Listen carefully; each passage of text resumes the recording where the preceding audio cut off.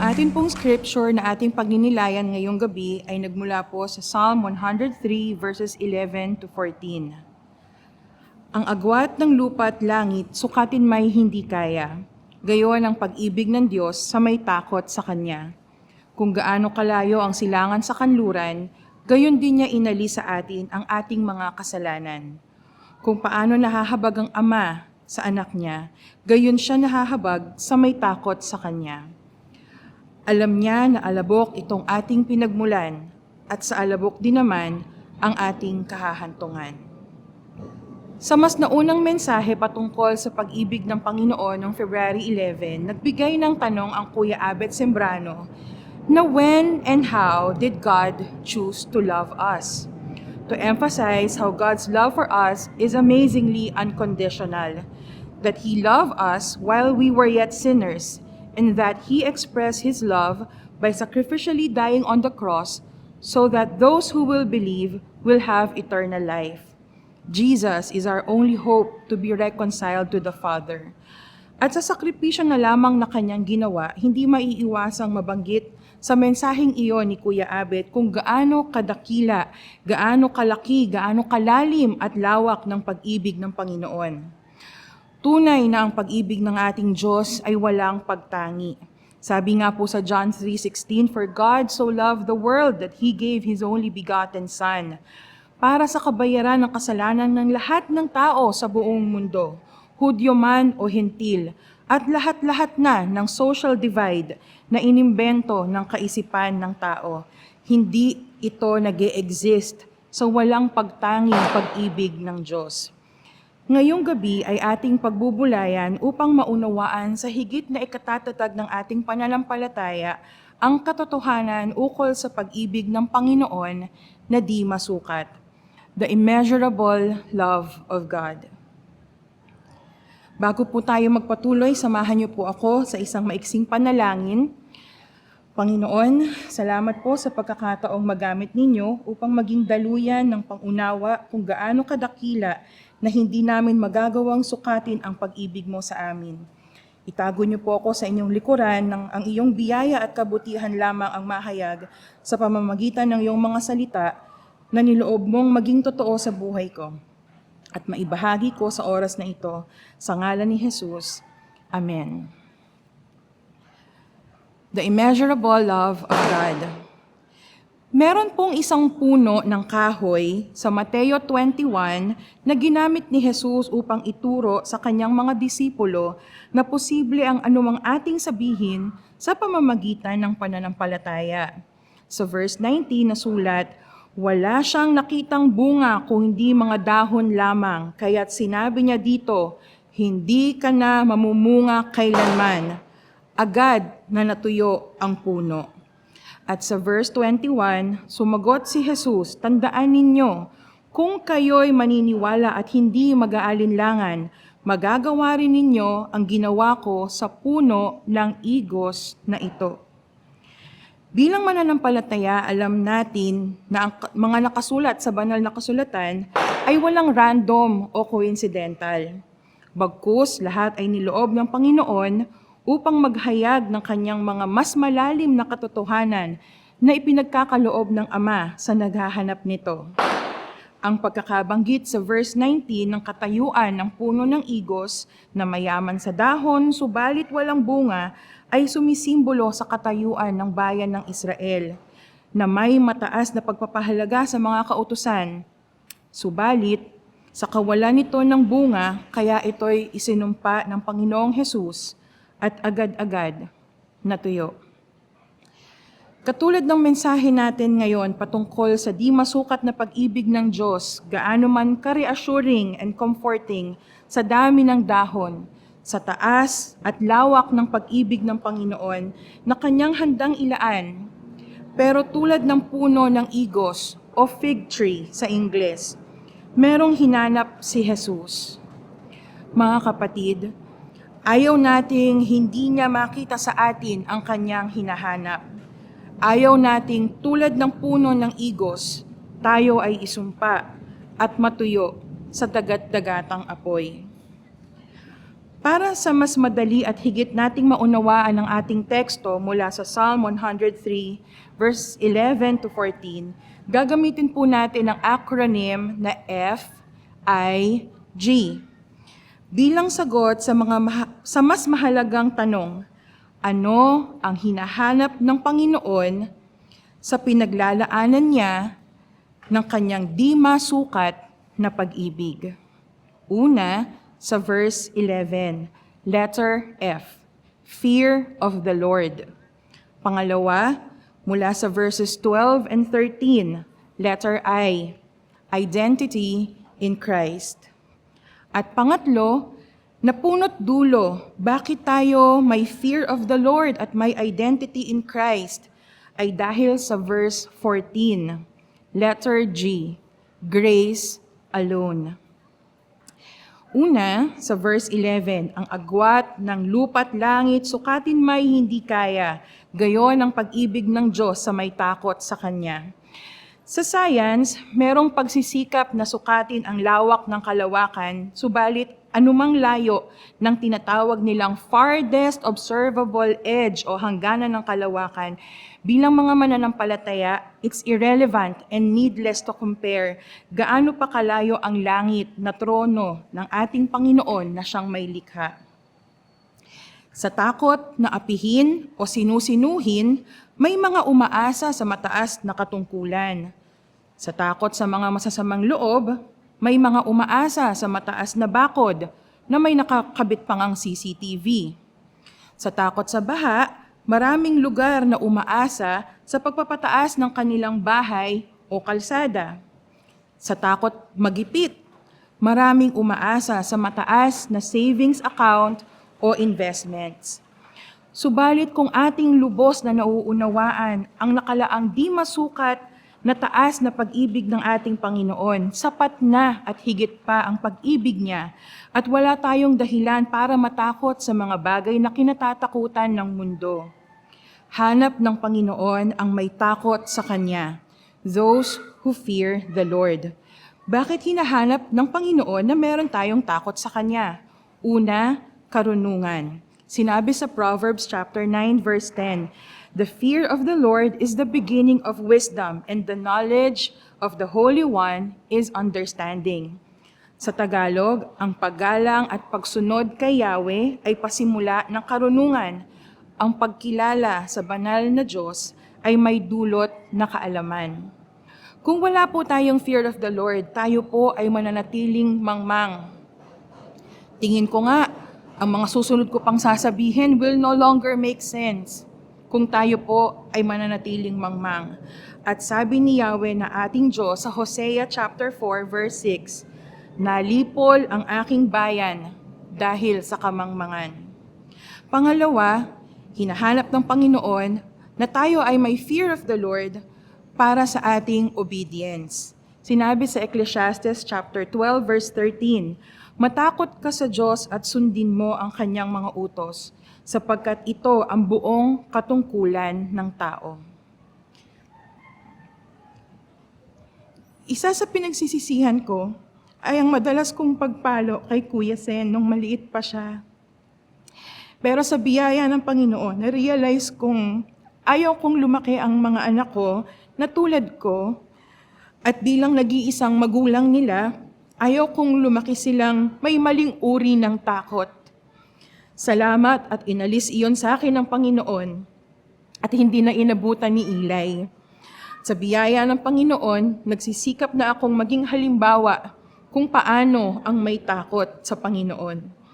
Takot na dulo ng pangunawang labis-labis tayong mahal ng ating Panginoon. Kaya't may paggalang, pag-ibig at pagpapakumbaba tayong alamin at sundin ang mga bagay na nakalulugod sa Kanya. Mula naman sa verses 12 and 13 ng ating pangalawa, kung gaano kalayo ang silangan sa kanluran, gayon din niya inalis sa atin ang ating mga kasalanan. Kung paano nahahabag ang ama sa kanyang anak, gayon siya nahahabag sa may takot sa kanya. Ang pagpapatawad ay isang mahalagang bahagi ng pag-iibigan. Sa anumang relasyon, meron tayong magagawang pagkakamali. Ang pagkakasala ay karaniwang dahilan ng pagkakasira ng dating maayos at magandang samahan. Kahit anong sikap nung nagkasala na humingi ng tawad, nasa kakayahan ng hurting party of the relationship ang susi para ma-reconcile at mabuo silang muli. Sa verse 12, ikinumpara sa layo ng silangan mula sa kanluran ang pagpapatawad ng ating Panginoon. Ito ay isang makapangyarihang paglalarawan na nagpapakita ng lubos, permanente at walang hanggang pagpapatawad ng Diyos sa ating mga nagawa, maging mga kasalanang hindi pa natin naisip na ating magagawa. Ganun kalawak ang pag-ibig, ang pagpapatawad, ang habag ng ating Panginoon. Ang Ama, sa verse 13 ng mga awit 103, ay katulad ng Ama sa the parable of the prodigal son. Verse 20 ng Lucas 15, malayo pa'y natanaw na siya ng kanyang ama, at dahil sa matinding awa ay patakbo siyang sinalubong, niyakap at hinalikan. Sa verse 22, dali, kunin ninyo ang pinakamagandang damit at bihisan ninyo siya, suotan ninyo siya ng singsing at ng sandalyas. Katayin ninyo ang pinatabang guya at tayo'y kumain at magdiwang, sapagkat ang anak kong ito'y namatay na, ngunit siya ay nabuhay, nawala, ngunit muling natagpuan. At sila nga'y nagdiwang. Ganon tayo pinakaaabangan ng ating Ama. Siya na nga yung nagawa natin ng kasalanan at nasaktan. Pero hindi lang siya nakahandang magpatawad, yumakap at i-celebrate ang ating pagbalik sa Kanya, kundi ang Panginoon pa mismo ang gumawa ng paraan dahil wala nang ibang paraan. Sinabi ni Jesus sa John 14:6, Jesus answered, I am the way and the truth and the life. No one comes to the Father except through me. Kung ang nakahandang magpatawad ang isang bahagi ng pag-iibigan na relasyon, sino yung nasa kabilang bahagi? Tinukoy sa verse 12 ng ating teksto, ang taong tumanggap ng kapatawaran sa kanyang mga kasalanan. At mula sa verse 13, tinukoy naman ang anak na kinahahabagan ng Ama. Mula sa Marcos 1 verse 15, sinabi ni Jesus, malapit nang maghari ang Diyos, kaya magsisi na kayo at talikuran ng inyong mga kasalanan. Paniwalaan ninyo ang magandang balita. Sa makatuwid, gawin natin ang ating bahagi sa relasyon na labis na pinahalagahan ng ating Diyos, generations after generations. Tayo yung magsisi, tumalikod sa kasalanan at manampalataya kay Jesus. Sinabi ni Apostol Pablo sa 2 Corinthians chapter 5 verse 17, kaya't kung nakipag-isa na kay Kristo ang isang tao, isa na siyang bagong nilalang. Wala na ang dati niyang pagkatao, sa halip, ito'y napalitan na ng bago. Ang bago nating pagkatao ay nakasalalay sa ating pakikipag-isa kay Kristo. Our new identity is in Christ. Ano itong bago nating identity? Sinabi po sa 1 chapter 1 verse 12, subalit ang lahat ng tumanggap at sumampalataya sa Kanya ay binigyan niya ng karapatang maging mga anak ng Diyos, ang anak na kinahahabagan ng Ama. Dahil kay Jesus, hindi na ako. Si Leia na namamalo, nagsisinungaling, nakikipagtalo, hindi na ako si Leia na insecure, na naghahanap ng atensyon, ng pagmamahal, at naghahanap ng self-worth sa ibang tao. Ito na ang bagong identity ko. I am Leia, I am forgiven, and I am a child of God. Ako si Leia, pinatawad at anak ng Diyos. Ikaw din kapatid, declaration natin yan, identity natin yan. Pangatlo, mula sa verse 14, Alam niya na alabok itong ating pinagmulan at sa alabok din naman ang ating kahahantungan. Bilang ating manlilikha, gayon na lamang ang labis na pagkakakilala at pangunawa ng ating Panginoon sa ating kahinaan at mga limitasyon bilang tao.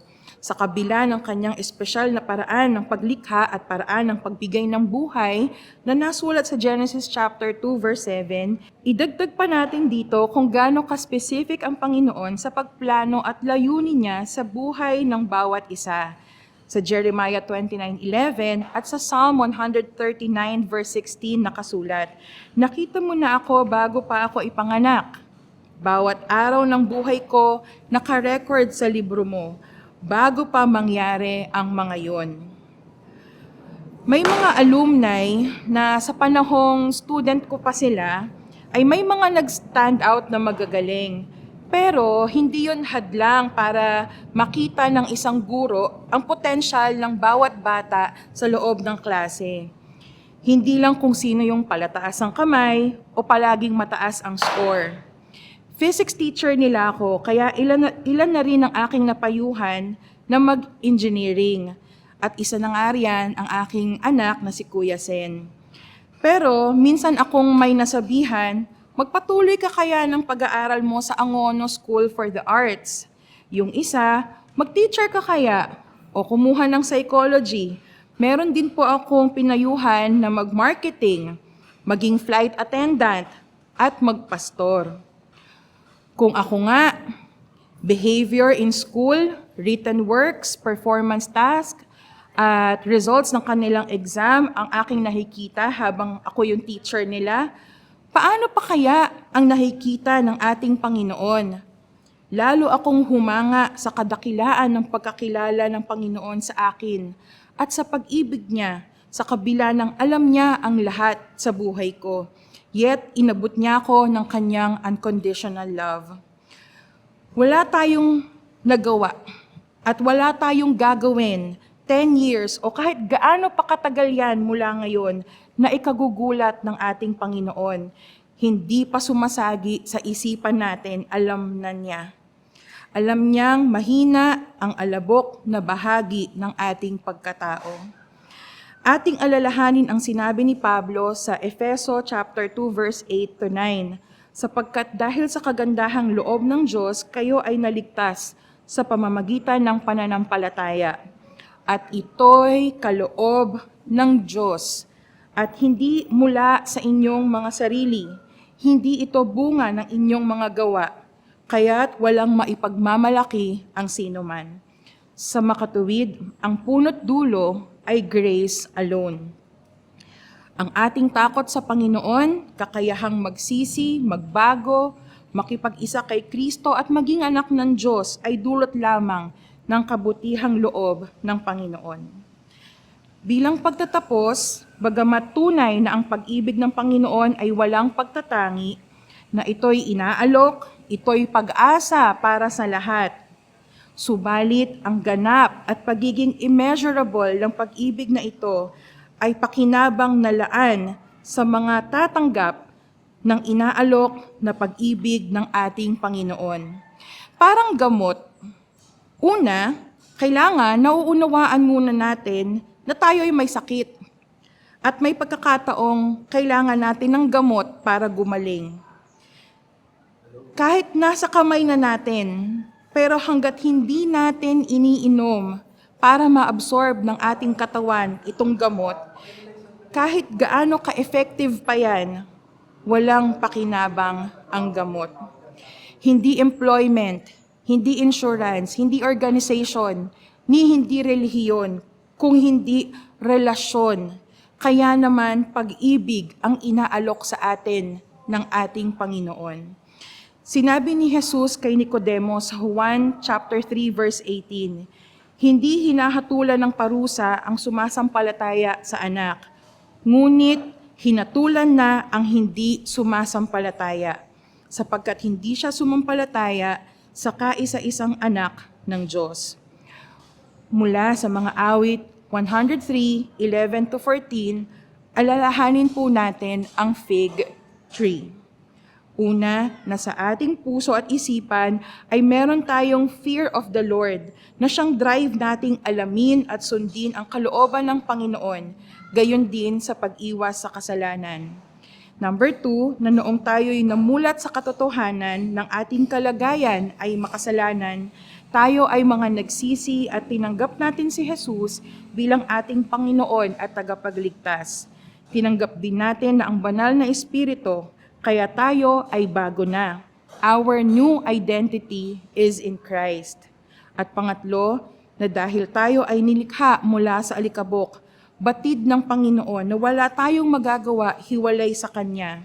Sa ating relasyon sa ating Ama, inaasahan ng Panginoon na tayo ay fully dependent sa biyaya niya, His grace alone. Tayo po ay muling manalangin. Maraming salamat, Panginoon, sa inyo pong mensahe na nawa ay nagbukas sa aming mga kaisipan, nagdagdag ng pangunawa, at sa iba'y nagpaalala at nagpatibay ng pananampalataya. Ikaw po, Panginoon, ang magpalago sa aming puso ng aming mga napakinggan at makasama ito sa mayamang mga paraan mo sa paggabay na kami makapanatiling tapat sa aming lakbayin sa pananampalataya hanggang dulo. Tungo sa buhay na walang hanggan sa piling mo. Sa pangalan ni Jesus. Amen.